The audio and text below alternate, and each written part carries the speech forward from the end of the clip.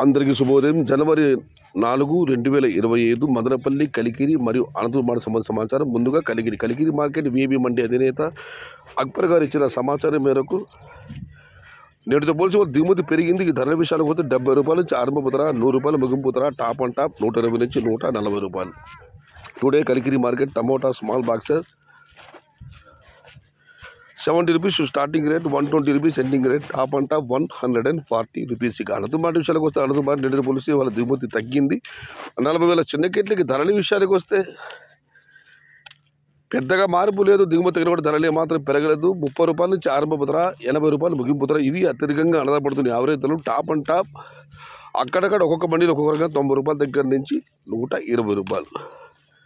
Today Anantapuram market tomato stock 40,000 small boxes and rate is 30 rupees starting rate, 80 rupees ending rate, top and top 90 to 120 rupees only some items.